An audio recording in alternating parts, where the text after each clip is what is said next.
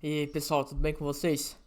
Bastante tempo sem gravar, pela mesma justificativa que eu dei no último vídeo. Ah, tá sobrando pouco tempo, né, no meu dia a dia, então tenho muita coisa pra fazer. Tem sobrado pouco tempo pro canal aqui, né, pra compartilhar coisa com vocês. Por isso que é muito importante, né, primeiro de tudo, que vocês assistam o vídeo até o fim, ou que vocês assistam o máximo que vocês puderem do vídeo.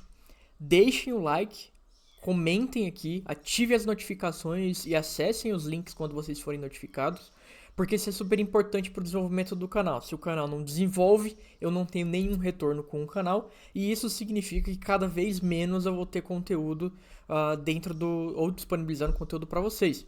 Né? Isso porque não é uma fonte de renda para mim, então não tem como eu colocar o canal à frente de outras fontes de renda que eu tenha. Beleza? Então é exatamente por isso que eu não tenho tido tempo para compartilhar conteúdo com vocês, apesar de ter muito conteúdo aí para mostrar, né? Eu decidi trazer aqui acredito que vai ser uma série de vídeos, porque é um reporte super grande aqui. Mas é o report que a gente chama aqui de State of AI, né? Então, qual que é o estado atual da inteligência artificial? Ele foi publicado nessa semana passada, no final da semana passada, na verdade, no dia 10 de outubro. O principal produtor desse report foi o Nathan Benaich, não sei exatamente como se pronuncia o nome dele, apesar de ele ter apoio de outras pessoas ali da Air Street Capital. Esse relatório ele é super interessante porque ele traz um apanhado de tudo que aconteceu desde o ano passado para esse ano. Esse report ele acontece já há 7 anos, se eu não me engano, desde 2018, se eu não estiver enganado, tá? Então, tem muita informação interessante, tem muita coisa que eu já trouxe aqui no canal para vocês. Vocês vão ver que vários dos itens dos quais o report ele trata são itens que eu já falei aqui, que eu não vou entrar muito no mérito porque a gente já discutiu sobre esses temas, tá? Uma coisa que é bastante importante aqui, o relatório original, obviamente, ele tá em inglês. Eu fiz uma tradução para facilitar para vocês na hora que eu for compartilhar isso daqui, né? Eu fiz uma tradução dentro aqui da própria apresentação. Então não é uma tradução que tem uma super qualidade. Muitas coisas estão ao pé da letra ali. Vários dos termos que a gente está acostumado a tratar estão com a tradução literal, né? Então isso pode acontecer. Então aqui tem falando sobre os autores, né? O Nathan Benaich ou Benite, não sei exatamente, e o Alex Chalmers, que são os dois principais autores aqui do relatório, tá? Aqui ele vai falar sobre várias coisas, sobre inteligência artificial, ele faz um resumo geral aqui do tema pra gente, como aqui no canal a gente já fala muito sobre isso, eu não vou entrar no mérito. Se você não, como chegou agora, caiu de paraquedas aqui no canal, na descrição aqui vai ter vários links, vários vídeos que vão falar sobre temas distintos, né? Desde essa introdução até temas mais avançados. O que é importante aqui é olhar para a estrutura do relatório. Então, o relatório ele é dividido ali em 5 principais componentes, que vão ser também componentes dos quais aqui eu vou organizar os vídeos, tá? Então, primeiro ali a parte de pesquisa, né? Quais são os avanços tecnológicos que aconteceram ali para inteligência artificial e quais são as suas capacidades. Depois, indústria, que são áreas de aplicação comercial para inteligência artificial e os seus impactos nos negócios. Ele vai falar sobre várias empresas, como elas estão se desenvolvendo, etc. Sobre a parte de políticas, né, ou seja, a regulamentação da inteligência artificial, as implicações econômicas para os países, a evolução da geopolítica da inteligência artificial. Inclusive, esse é um vídeo que eu pretendo gravar muito em breve para falar, né, sobre essa geopolítica global da inteligência artificial, mas esse reporte que ele já passa por alguns desses tópicos. A parte de segurança, né, identificar e mitigar riscos, né, que podem acontecer a partir desses sistemas de inteligência artificial. E por fim, as predições, né? Então eles fazem uma predição do que eles esperam para os próximos 12 meses. Esse daqui é um ponto que eu deixo bem claro, né? Que tudo que eu vou falar aqui sobre predições são as predições que eles julgaram mais importantes. Eu não coloco minha mão no fogo sobre predições de inteligência artificial, porque é um mundo muito complexo, a evolução é muito rápida. Então não tem como prever de fato o que vai acontecer nos próximos 12 meses. Isso está cada vez mais complexo, né? Mas eles fazem isso ano a ano, então eles não podiam deixar de fazer aqui também por ano de 2025, né? O que vai acontecer aqui daqui 12 meses. Eles já fizeram essa. Aqui tem um resumo sobre, né, tudo que eles vão falar aqui sobre os principais pontos. Eu não vou passar aqui no mérito desse resumo, porque a gente vai falar sobre cada um daqueles pontos. Mas o material vai estar no link da descrição aqui. Vocês podem baixar lá e ler todo esse material. É um pouco grande. São 210 slides aqui, que vocês vão ter que passar, vão ter que ler, etc. Então, como eu já vou ler todos os tópicos aqui, não vou entrar no mérito do resumo, beleza? Bom, primeiro eles falam aqui sobre as previsões que eles tiveram lá em 2023 sobre o que de fato aconteceu, né? Então a primeira previsão que eles tinham é que a produção de nível de Hollywood faria, né, o uso de inteligência artificial generativa para efeitos visuais. Isso, de certa forma, aconteceu, né? Em grande parte isso aconteceu de uma forma ruim, mas esses efeitos ali da GenAI, eles foram vistos em produções ali como Netflix e HBO, como eles deixam claro aqui, né? Depois, a empresa de mídia de IA generativa é investigada por uso indevido durante o circuito eleitoral de 2024 nos Estados Unidos. Esse daqui ele coloca em amarelinho, né, como observação, porque isso ainda pode acontecer. A eleição dos Estados Unidos ainda está acontecendo, então não tem como afirmar que isso não aconteceu ou que isso já aconteceu, né? Então ele deixa aqui um amarelinho, porque isso não aconteceu ainda, né? Mas ainda existe tempo para que essas coisas aconteçam, né? Depois, agentes de IA autoaperfeiçoados esmagam o que é o estado da arte, né, em um ambiente complexo. Por exemplo, o jogo aqui AAA e uso de ferramentas e ciência. Não, então ele coloca aqui que ainda não, né? Apesar do trabalho promissor em aberto, incluindo forte desempenho no jogo. Então, ainda não tem esses agentes de IA ali em ambientes, por exemplo, como jogos e etc, né? Então, ainda é um ponto que está em aberto. Existem pesquisas relacionadas a esse tópico, mas ainda não tem nada de fato acontecendo, né? Os mercados de IPO de tecnologia descongela e vemos pelo menos uma grande listagem para empresas focadas em IA, por exemplo, DBRX. Então eles colocam aqui, né? Enquanto os 7 principais ali tiveram fortes ganhos, as empresas privadas estão aguentando até que os mercados se estabilizem. No entanto, a empresa de chips de IA, Cerebras, entrou com pedido de IPO. Então eles esperavam um grande volume aqui de IPOs, isso não aconteceu. Apesar de ter um investimento alto e algumas empresas aqui tá começando a abrir IPO, não tem ainda um grande volume e tudo isso daqui abre de fato para mercado, né? A mania de dimensionamento de GenAI faz com que um grupo gaste mais de $1 bilhão para treinar um único modelo em grande escala. Isso daqui ele coloca que não, né? Ainda não teve nenhuma empresa que investiu mais de $1 bilhão para treinar um único modelo, né? A gente sabe que tem empresas que investiram mais do que isso para treinar alguns modelos ou treinar uma geração de modelos, mas um único modelo ainda não, né? Mas é uma coisa que pode acontecer muito em breve, dado todo o investimento que tem acontecido aqui nos últimos anos, né? Depois, a FTC dos Estados Unidos e o ACMA do Reino Unido investigam um acordo Microsoft e OpenAI por motivos de concorrência. Então, isso aqui foi algo que de fato aconteceu, né? Essa parceria de Microsoft e OpenAI foi uma parceria muito grande. O volume financeiro é muito alto. A OpenAI é líder aí, de fato, na produção de modelos. A Microsoft já era líder ali em alguns mercados de tecnologia, ou disputava a liderança nesse mercado de tecnologia, e a união desses dois pode gerar ali uma união que pode afetar o mercado, né? Pode afetar os concorrentes e eliminar, no final das contas, os concorrentes, né? Depois, vemos um progresso limitado na governança global de IA, além dos compromissos voluntários de alto nível. Então, de fato, isso é o que aconteceu, né? Os compromissos assumidos nas cimeiras da Bletch e CU continuam a ser voluntários e de alto nível. Então, isso aqui, de fato, é uma coisa que ocorreu. Instituições financeiras lançam fundo de dívida de GPU para substituir dólares de capital de risco para financiamento de computação. Então, há rumores de que alguns fundos de capital de risco estão oferecendo GPUs para ações, mas ainda não vimos ninguém seguir o caminho da dívida. Então, apesar de existir essa expectativa, inclusive os fundos têm tomado esse caminho, não é algo que de fato aconteceu, né? Uma música gerada por IA entra no top 10 da Billboard Hot 100 ou no Spotify Top Hits 2024. Sim, então isso acontece.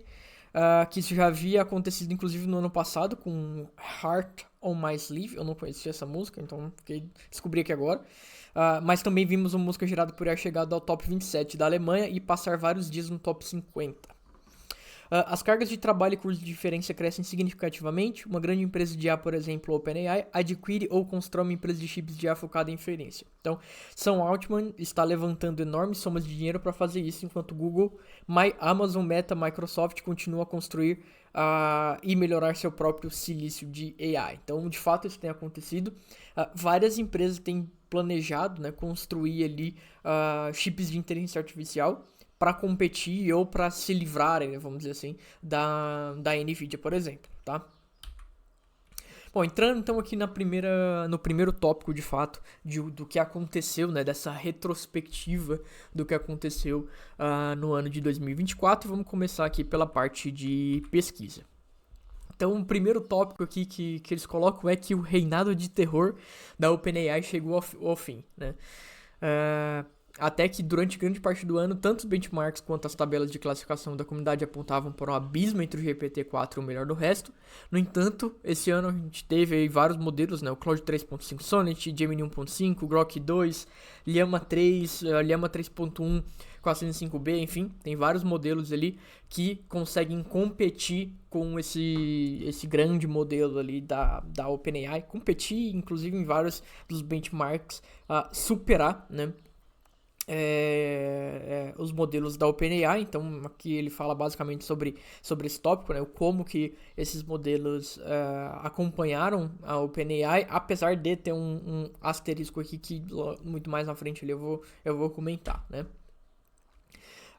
Depois, não é tão à frente assim quanto eu pensava, né? Já é logo na sequência. Então, o Strawberry pousou, dobrando a computação de inferência em escala. Então, a equipe da OpenAI claramente registrou o potencial da computação de inferência desde o início, com o OpenAI O1, aparecendo semanas depois de artigos de outros laboratórios explorarem a técnica. Então, aqui é um ponto bastante importante, inclusive quando a gente olha para alguns benchmarks, né, como por exemplo esse benchmark de matemática, né, onde o O1, que é o modelo da OpenAI que estava conhecido ali como Strawberry durante o desenvolvimento e foi liberado como um, ele conseguiu uma pontuação muito melhor do que modelos que a gente tinha até então solta, né, o GPT-4o, o Claude 3.5 Sonnet, o Gemini 1.5, etc. Ele superou com muita vantagem em casos onde tem uma complexidade de reasoning maior, por exemplo, condições matemáticas, codificação, etc. Ele conseguiu isso através ali, né, do que a gente chama de chain of thoughts, né, ou cadeia de pensamentos, onde ele cria de fato uma linha de raciocínio antes de dar a resposta por fim. O grande problema aqui que a gente tem é a questão do custo, né? No final das contas, o custo de entrada do modelo O1 Preview ali, né, que é o modelo que a gente tem até então, que o modelo O1 de fato ainda não foi lançado, a gente tem uma prévia desse modelo. Ele custa $15 por 1 milhão de tokens de entrada e $60 por milhão de tokens de saída. Ou seja, ele é de 4 vezes ali mais caro do que o GPT-4o, né? Que é, então, o modelo mais capaz da OpenAI.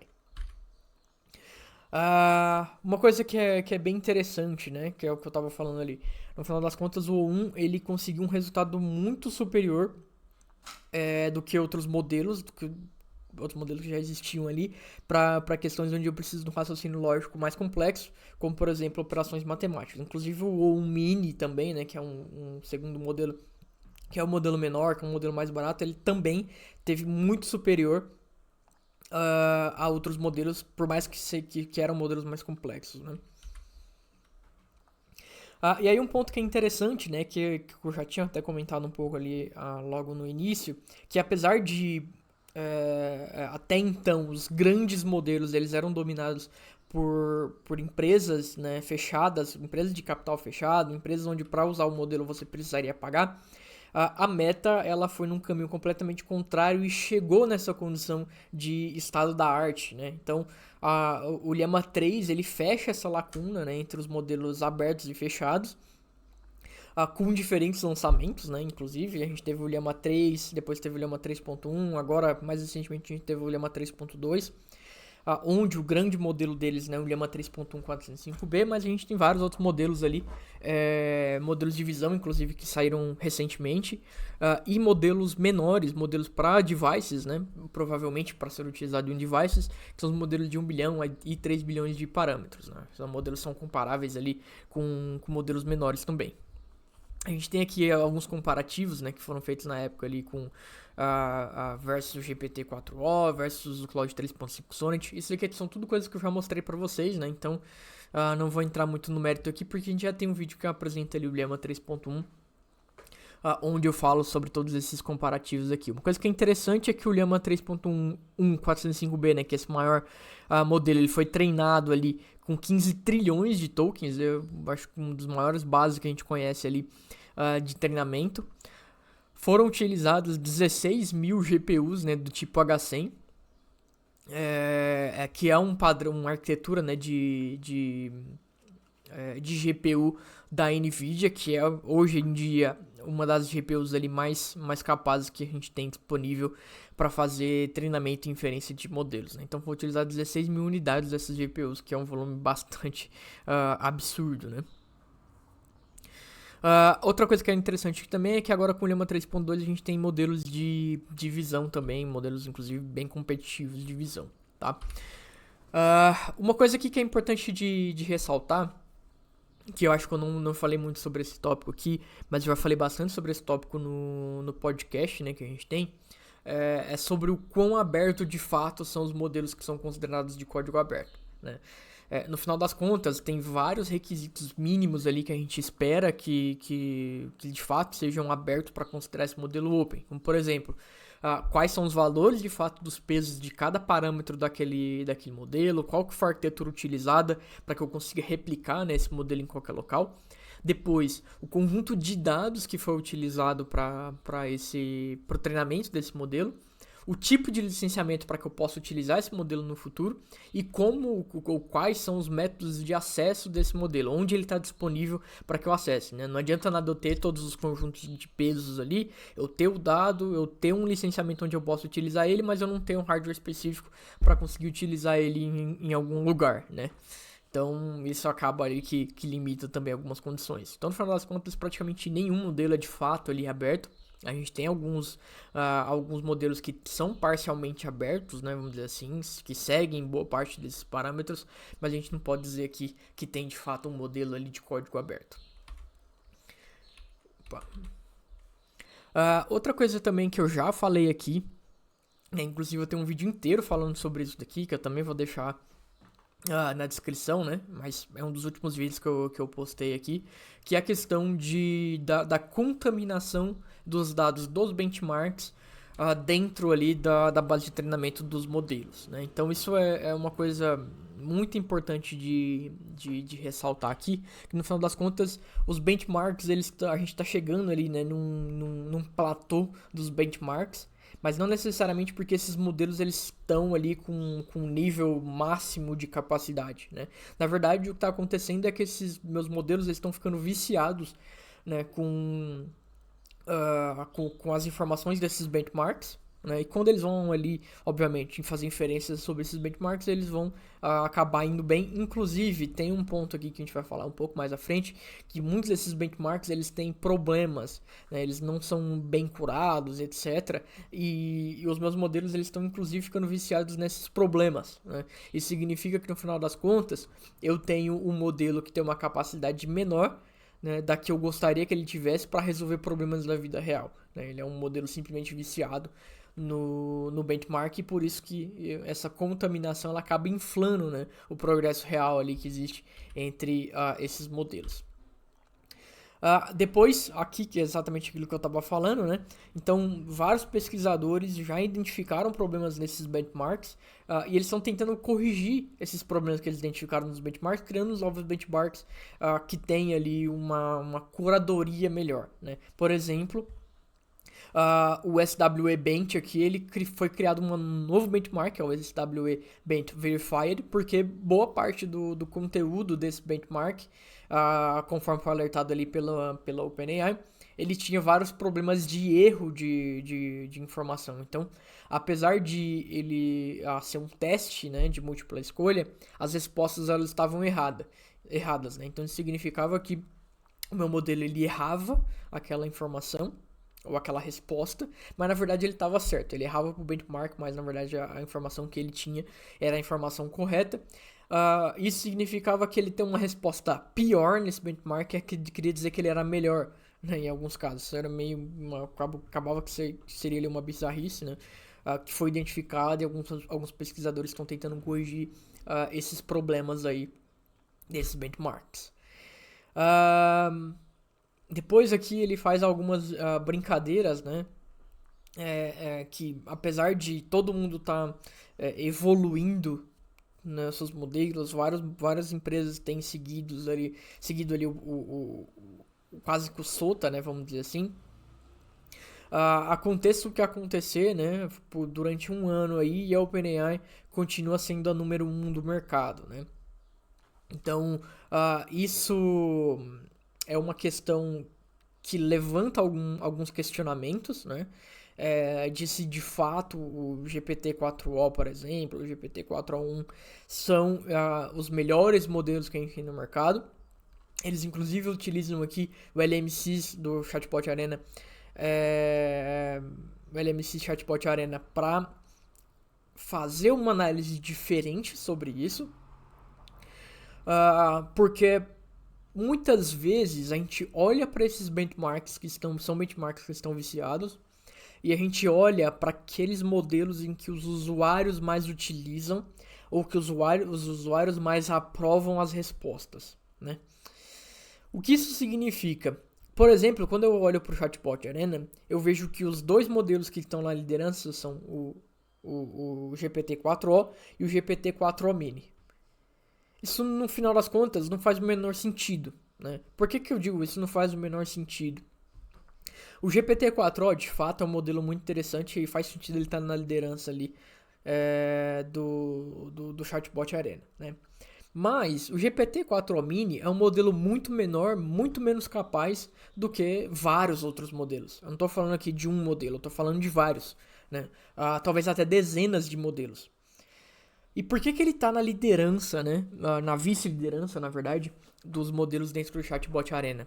Tem alguns motivos para isso. Primeiro, a OpenAI é de fato ali a empresa onde as pessoas mais utilizam, né? O ChatGPT, por exemplo, é onde as pessoas mais utilizam os modelos. Isso significa que o GPT-4o Mini ele é muito mais popular do que vários outros modelos como o Claude Sonnet 3.5 Sonnet, por exemplo. Além disso, tem uma questão de que é o vício no padrão de respostas, né? Como as pessoas mais utilizam o ChatGPT, elas estão mais acostumadas com o padrão de resposta dos modelos da OpenAI.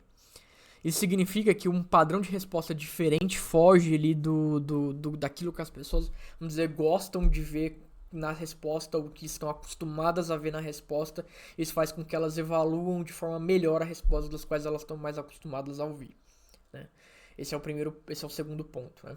Depois tem uma outra questão que é a janela de contexto. Quando a gente limita uma janela de contexto menor, isso significa que o meu modelo ele vai ter muito menos informação para fazer inferência, né? Ou muito menos informação que ele vai necessitar entender para fazer uma inferência futura.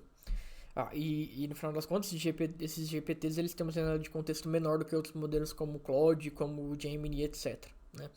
Então tem várias questões aqui que influenciam para esses modelos estarem no topo no Chatbot Arena, mas no final das contas eles não são os melhores modelos de fato, né? Pelo menos não o GPT-4o Mini aqui, tá?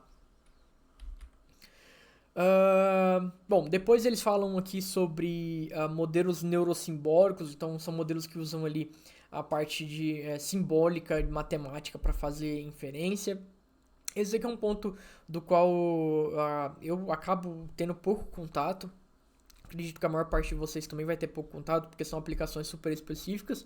Mas ele fala sobre o Alpha Geometry aqui, que é um modelo ali criado pelo Google DeepMind, onde ele conseguiu ali ter resultados muito melhores do que modelos LLMs tradicionais, né? Então, ele resolveu 25 de 30 aqui até no benchmark, né? Ele resolveu 25 de 30 em um benchmark de geometria, né, de nível de Olimpíada, ali, Olimpíada Internacional de Matemática, enquanto o melhor modelo até então tinha conseguido ali apenas 10 pontos. Então ele apresenta essas novas possibilidades, esses novos domínios que têm entrado ali dentro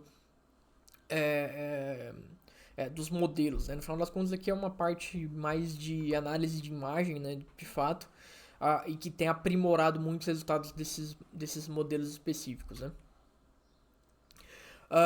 Depois ele fala sobre alguns outros estudos aqui que mostram que é possível que até não ficou traduzido ali a parte de cima, mas é como se eu pudesse arrancar parte dos meus modelos com pouco impacto de fato na performance desses modelos, né?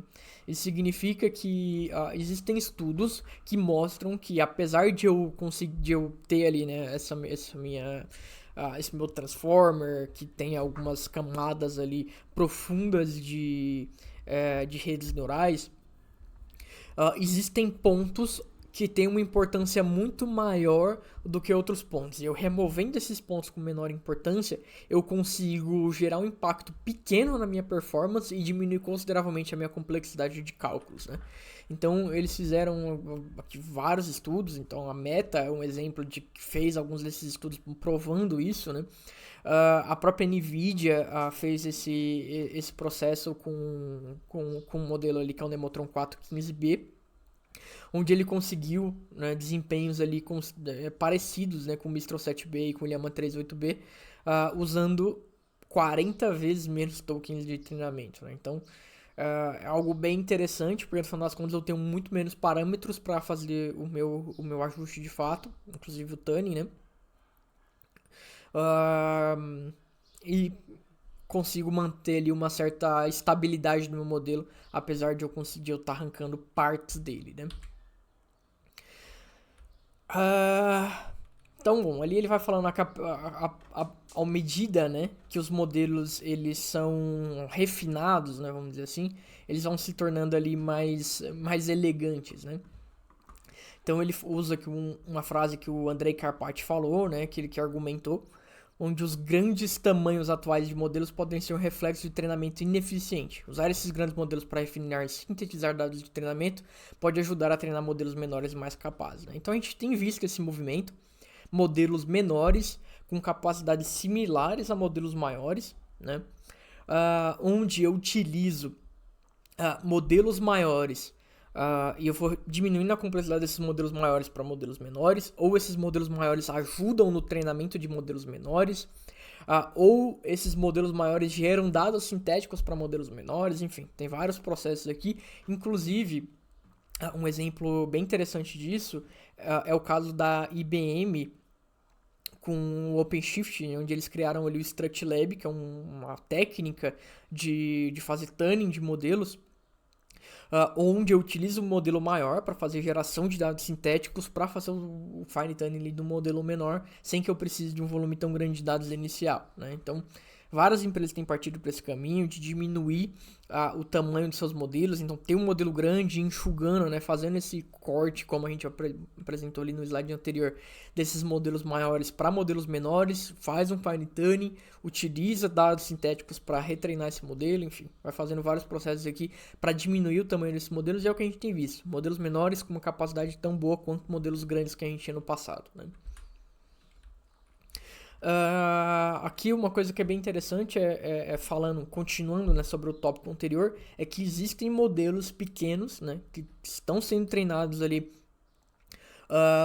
para rodar em devices, né, em dispositivos móveis, que estão tendo um resultado tão bom quanto modelos maiores, né? E para isso existem algumas técnicas, existem essas técnicas que a gente acabou de falar, mas também existe a questão da quantização, né? O que é a quantização? Isso a gente já falou também lá no podcast, mas eu explico rapidamente aqui como que funciona a quantização. Basicamente para cada neurônio, né, para cada interação que acontece dentro do meu modelo de transformer, existem operações matemáticas que são feitas geralmente ali com volume decimal de 32 bits, né?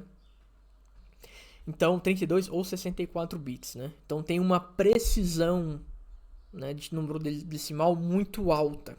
Né? Qual que é a vantagem de eu ter uma precisão de número decimal muito alta? No final das contas, o que a gente tem de output desses modelos não são palavras de fato. Elas são representações matemáticas dessas palavras. Quando eu tenho uma representação matemática que ela tem uma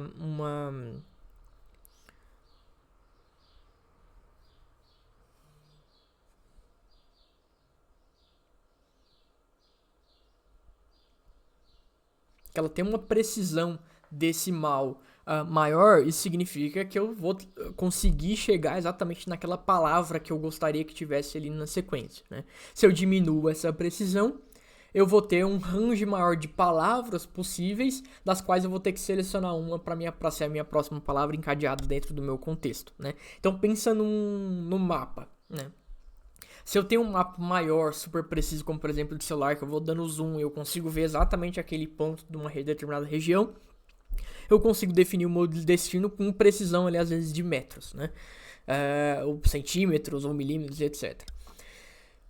Enquanto isso, se eu tenho um mapa, um papel, né, eu preciso marcar e fazer um cálculo com uma régua, etc., eu vou perdendo precisão e eu vou ter ali um range de, mais ou menos vai ter essa distância aqui e a minha precisão vai ser de quilômetros ali, de erro de muitos metros ou alguns quilômetros, né? Então, isso significa que eu posso aumentar ou diminuir a minha precisão decimal e isso tem alguns impactos no meu resultado, claro, né? Mas isso pode ser importante quando a gente está falando, por exemplo, de dispositivos móveis, né? Então, uma das técnicas para fazer isso é quantizar, diminuir a minha precisão dessas casas decimais, né? Para menos bits, então 4, 8, 16 bits, para que eu diminua também o uso de memória necessário para esses modelos e também o volume de operações matemáticas que eu preciso realizar. Né? Então eu diminuo, quantizo, né, esses modelos, eu diminuo a precisão deles, o que torna o resultado um pouco inferior, mas eu ganho muito com eficiência e memória. Né? Então várias empresas estão estudando formas de quantizar de uma forma adequada, de selecionar o melhor próximo token, e isso tem acontecido de uma forma bem interessante, onde a gente vê aí modelos super menores tendo resultados tão bons ali quanto modelos consideravelmente maiores do que eles. Né? Então, pessoal, eu vou encerrar essa primeira parte aqui, porque já tá ficando um vídeo gigantesco, né? Vão ter várias outras partes, eu preciso, né, esmiuçar de fato aqui todos os diferentes tópicos, né, que a gente vai falar. Então, não se esqueçam, compartilhem o conteúdo do canal, curtam, ativem as notificações, deixem seus comentários, essa interação é super importante para manter o canal vivo, né, e para que o conteúdo chegue em outras pessoas, beleza? Valeu, pessoal, a gente se vê aí na sequência no próximo vídeo.